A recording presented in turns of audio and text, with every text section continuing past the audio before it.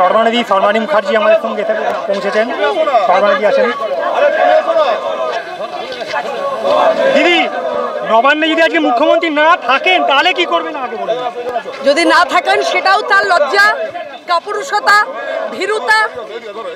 মুখ্যমন্ত্রী বাংলার কলঙ্ক, তাই এত মানুষ রাস্তায় তারা জিজ্ঞেস করছে, তারা জানতে চাইছে যেভাবে প্রশাসন দিয়ে এই খুনিদেরকে উনি আঁচল চাপা দিয়ে রাখলেন কেন, জানতে চাইছে মানুষ। কেন 51 ফিট ওই সেমিনার রুমে এত লোক ঢুকেছিল তার প্রশ্ন জানতে চাইছেন। বাবা মা যে ডাক দিয়েছে, আজকে বাংলার প্রতিটি মানুষ, প্রতিটা মা আজকে রান্নাঘরের খুন্তি ছেড়ে আন্দোলনে রাস্তায়। তাই আজকে মানুষ দেখে ওনার নিশ্চয়ই মনে হচ্ছে মানুষ যখন একত্র হয় প্রশাসন পায় ভয়। তাই আজকে প্রশাসন ভয়ে কত বড় গার্ডরেল দিচ্ছে, দাঁড়িয়ে রয়েছে, মানুষ যাচ্ছে, মানুষ হাঁটছে। দিদি, এই ডাকটা যে ছাত্র সমাজ, কিন্তু এই ডাকটা কি এখন ছাত্র সমাজে শুরু আছে? এটা তো জনগণের এখন জনগণের ডাক। ছাত্র ডাক দিচ্ছে, যুবক ডাক দিচ্ছে, মায়েরা ডাক দিচ্ছে, ভাইরা ডাক দিচ্ছে, কবি ডাক দিচ্ছে, শিল্পী ডাক দিচ্ছে। সমস্ত বাংলার প্রতিটি সংবেদনশীল মানুষ আজ রাস্তায়। আমি অশোকনগর থেকে এসেছি।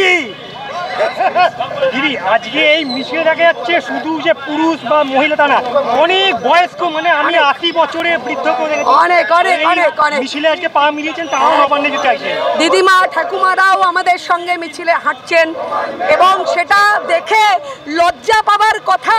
কোথায় মুখ্যমন্ত্রী কত পুলিশ একত্র করতে পারে তার চেষ্টা করছে। ধিক্কার জানাই, ধিক্কার। মুখ্যমন্ত্রীকে ধিক্কার। মানে আজকে একটা ঐতিহাসিক দিন, এটা ঐতিহাসিক দিন। বাংলার মানুষের ডিএনএতে যে বিপ্লব আছে, আজ বাংলার মানুষ তা প্রমাণ করলো যে বাংলার মানুষের ডিএনএতে বিপ্লব আছে।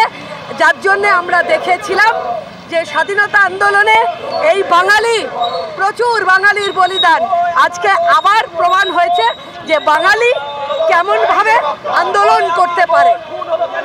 15ই আগস্ট ভারতের স্বাধীনতা, সোশ্যাল মিডিয়ায় যেমন একটা কথা ঘুরছে, 27শে আগস্ট পশ্চিমবঙ্গের স্পর্ধার নবান্ন, স্পর্ধার নবান্ন অভিযান, স্পর্ধার নবান্ন অভিযান, এটাকে আমরা সবাই বলছি, এটা স্পর্ধার নবান্ন অভিযান।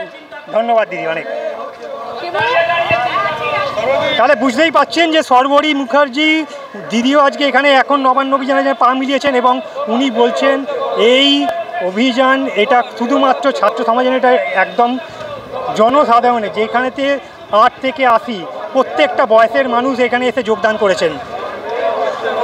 সঙ্গে থাকুন, এরপরে আমরা যত আগে এগোবো চেষ্টা করব আপনাদেরকে আরও নতুন নতুন খবরের আপডেট দেওয়ার জন্য।